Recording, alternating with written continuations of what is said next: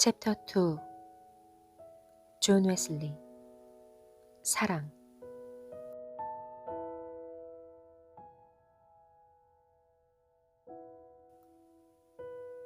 나의 모든 것을 주님의 손에 올려드립니다. 주께서 뜻하신 곳에 나를 두시고 뜻하신 위치에 오르게 하시며 나로 주님을 위해 행하고 주를 위해 고난받고 주를 위해 쓰임받게 하시며 주를 위해 버려지고 주를 위해 높임받으며 주를 위해 짓밟히게 하소서. 내가 주를 위해 충만하고 주를 위해 비워지며 주를 위해 모든 것을 가지고 주를 위해 아무것도 가지지 않게 하소서. 하나님과의 만남은 사람이 할 수 있는 가장 위대한 경험이다. 하나님은 매우 큰 능력을 가진 분이지만 우리를 향한 놀라운 은혜와 목적을 가지고 다가오신다. 어떤 사람에게 임하실 때마다 그의 연약함과 부족함을 이해하시며 고려하시는 분이다. 주님은 우리의 안전지대를 넘어 일하시지만 꺼져가는 등불을 끄지 않으신다. 이러한 만남을 통해 우리는 완전히 변화된다. 존 웨슬리는 오늘 우리의 삶에 여전히 영향력을 미치고 있는 대표적인 인물이다. 그는 하나님의 사랑을 깊이 체험한 후 변화되었다. 선두주자. 존 웨슬리는 1차 영적 대각성 운동에 불을 지피고 부흥을 풀어놓은 선두주자이다. 하나님께서는 모라비안 선교사들을 통해 웨슬리를 위한 결정적 순간을 예비해 놓고 계셨다. 웨슬리가 그들을 처음 만난 것은 1735년에서 1736년 미국으로 가는 배 안이었다. 그는 폭풍 가운데 모라비안들이 하나님 안에서 평강과 구원의 확신을 누리는 것을 보게 되었다. 또 1738년 2월에는 런던에서 모라비안 선교사인 피터 벨러를 만났다. 이처럼 모라비안 교도들과의 교류 가운데 웨슬리는 자신이 공부한 신학에 대해 다시 생각해보게 되었다.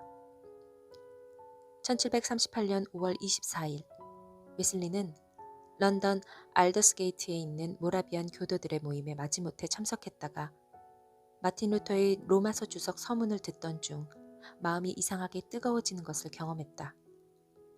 그 후부터 그는 자신이 행위가 아닌 믿음으로 구원받았음을 확신하게 되었다.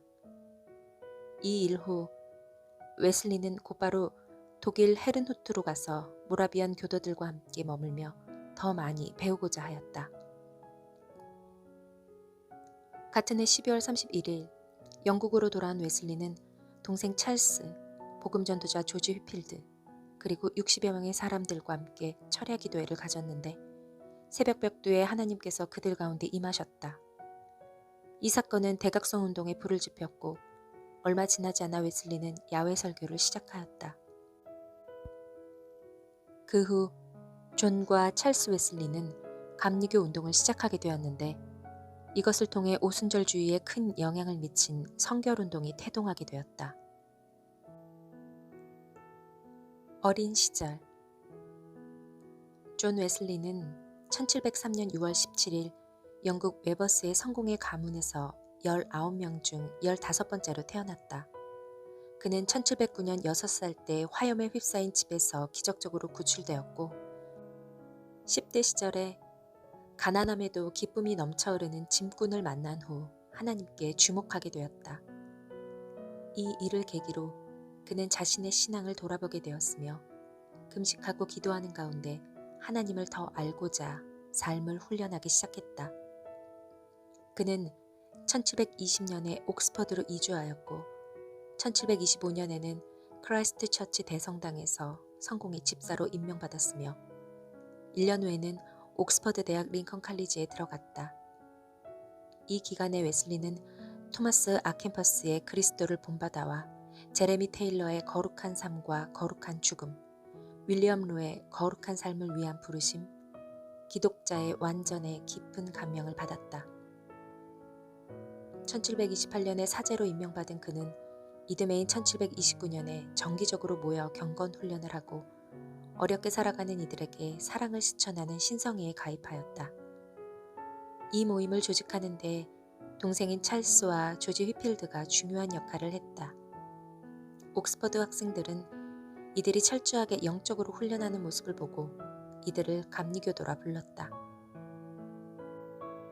모라비안의 영향을 받다. 폭풍 속에서 흔들리지 않는 믿음. 아버지의 임종 후 존과 찰스는 신성회의 다른 두 지체와 함께 미국 원주민들에게 복음을 전하기 위해 조지아로 가는 배에 올랐다. 그들은 1735년 10월에 출발하여 1736년 2월에 미국에 도착했는데 가는 동안 거센 폭풍을 만났다. 존과 친구들은 죽을지도 모른다는 두려움 가운데 구원의 확신이 없음을 깨닫게 되었다. 하지만 이와 대조적으로 독일의 모라비안들은 같은 배 안에서도 평온해 보였고 폭풍 속에서도 찬양과 예배를 드리곤 하였다. 2월 25일 배 안에서 위험했던 순간을 회고하며 웨슬리는 일기장에 다음과 같이 기록하였다. 정오의 세 번째 폭풍이 일기 시작했다. 3시가 되자 전보다 더 거센 폭풍이 불었다. 저녁 7시에 나는 독일인들을 찾아갔다. 나는 오래전부터 그들의 진지한 모습을 지켜봤다. 그들의 겸손함은 그들의 신앙을 지속적으로 증거해 주었다. 찬송을 부르며 예배가 시작되었는데 거친 물결이 일며 돛을 산산조각 내버렸고 물이 배를 덮쳐 가판까지 차올랐다. 깊은 바다가 우리를 삼켜버릴 것 같았다. 여기저기서 영국인들의 끔찍한 비명소리가 들려왔다. 하지만 독일인들은 평온하게 찬송을 부르고 있었다. 나중에 나는 그중 한 명에게 물었다. 두렵지 않았습니까? 그가 말했다. 감사하게도 두렵지 않았습니다. 나는 물었다. 하지만 여자들이나 아이들은 두려워하지 않았을까요? 그는 부드럽게 대답했다. 아니요. 우리 아내들과 아이들은 죽음을 무서워하지 않습니다. 웨슬리는 그들의 대답과 폭풍 속에도 흔들림 없는 믿음을 보고 충격을 받았다. 내가 무사히 조지아 항구에 도착한 후에도 이 사건은 그의 기억 속에 오랫동안 남아있었다. 본래 웨슬리는 미국 원주민들에게 복음을 전하려 했지만 서베너에서 사역하게 되었다. 그곳에 있는 동안 영국에서 같은 배를 타고 온 소피아 홉키라는 여인에게 구원을 했지만 믿고 따르던 모라비안 지도자의 조언에 따라 그녀를 포기하기로 했다. 하지만 소피아가 다른 사람과 결혼을 결심하자 그는 그녀의 성찬 예식을 거부했다가 소송에 휘말리면서 사역의 평판도 나빠지게 되었다. 조지아에서 고역을 치르며 깊은 회의에 빠진 그는 1737년 12월 22일 영국으로 돌아가는 배에 올랐다. 특별한 우정의 탄생. 런던으로 돌아온 웨슬리는 1738년 2월 7일에 25세의 모라비안 선교사 피터 벨러를 만나게 되었다. 그는 모라비안 교도의 지도자인 니콜라스 폰진젠도르프에게 이제 막 임명받은 상태였다.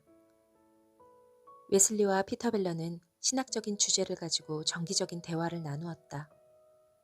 1738년 3월 5일 벨러는 웨슬리에게 마음의 갈등이 있을지라도 믿음에 대해 설교하라고 권면한다. 그 순간 내 머릿속에 이런 생각이 들었다.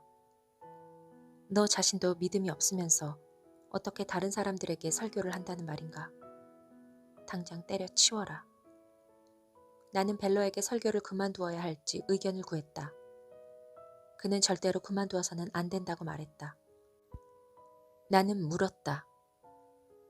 하지만 내가 무엇을 전할 수 있을까요? 그는 믿음이 생길 때까지 믿음에 대해 전하십시오. 그러다 보면 결국 믿게 될 것이고 그래서 믿음을 선포하게 될 것입니다. 라고 했다. 그래서 3월 6일 그만두고 싶은 마음이 굴뚝 같았지만 나는 새로운 교리를 전하기 시작했다. 내가 처음으로 오직 믿음으로 말미암는 구원에 대해 전한 자는 사형 판결을 받는 죄수였다.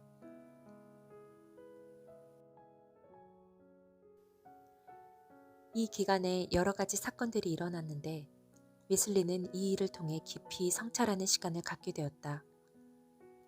벨러를 만나고 일주일 후 웨슬리의 형제인 사무엘이 죽었다.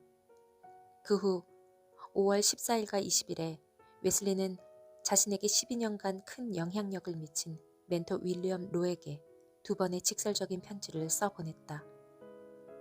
그는 로의 신학적 관점에 의문을 제기하며 믿음으로 구원에 이른다는 진리를 왜 한 번도 가르쳐주지 않았냐고 물었다. 과거의 가르침은 율법 아래서 종살이하는 고통을 가져왔지만 벨로에게 받은 새로운 계시는 오직 그리스도를 믿음으로 구원받는다는 사실을 철저히 확신시켜 주었다. 과연 구원받았는지 의심하며 구원을 위해 애쓸 필요 없이 회심과 동시에 구원의 확신을 얻을 수 있다는 사실을 깨닫게 된 것이다. 이즘 동생인 찰스가 병에 걸리면서 벨로의 방문을 받게 되었다. 찰스는 이 새로운 가르침을 받아들여 신성의 회원 중 처음으로 구원의 확신을 경험하게 되었다. 그리고 같은 날인 1738년 5월 21일 일요일에 질병도 치유받았다. 마음이 이상하게 뜨거워지다.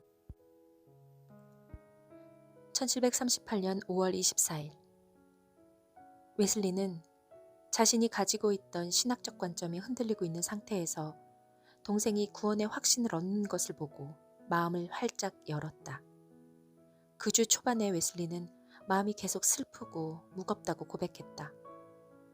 1738년 5월 24일 수요일 새벽 5시에 성경을 펴서 읽는데 자신이 신성한 본성에 참여하는 자가 될 수 있다는 베드로후서 1장 4절의 말씀이 눈에 들어왔다.